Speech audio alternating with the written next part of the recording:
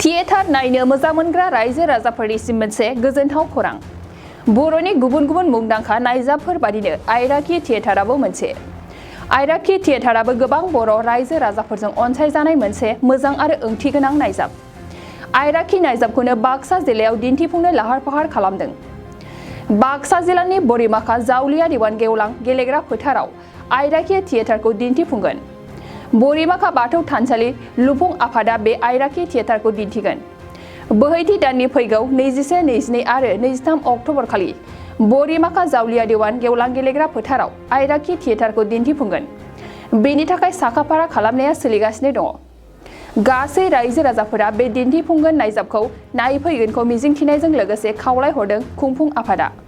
जों जाबाय बरिमाखा बाथौ थानसालि बियाब लुफुं आफादनि जोहै आइराखि थियेटार जों हांख्रायनानै लाबोदों। बेनि थाखाय जोङो फोरमायनो नागिरदोंदि जोंहा फैगौ 21, 22, 23 अक्ट'बर खालार खालि जोंहा आइराखि थियेटारखौ जों हांख्रायनानै लाबोदों।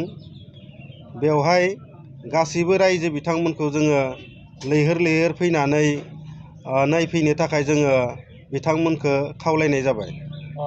टिकेटनि जि बेसेन बेखौ फोरमायगोन नामा?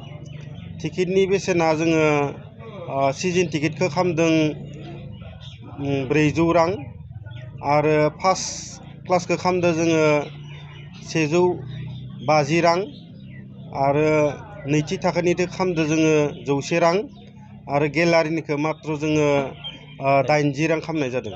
बबे जायगायाव दिन्थिफुंनाय जागोन? जायगाया जाबाय बरिमाखा गेलेग्रा फोथाराव दिन्थिनाय जागोन। बाक्सा जिल्ला खख्लाबारि हजुआ सकनि के रडजों थांनाय लामायाव थानाय एमबि रिफाइनिं हाउसआव मबाइल ग्लास गावनायखौ गोरलैयैनो फाहामनो हानाय गोदान OCA मेसिन लानानै फैदों। नोंथांमोना खम बेसेनावनो गाव गावनि मबाइल ग्लास बायनायखौ एमबि रिफाइनिं हाउसआव फाहामनो हागोन।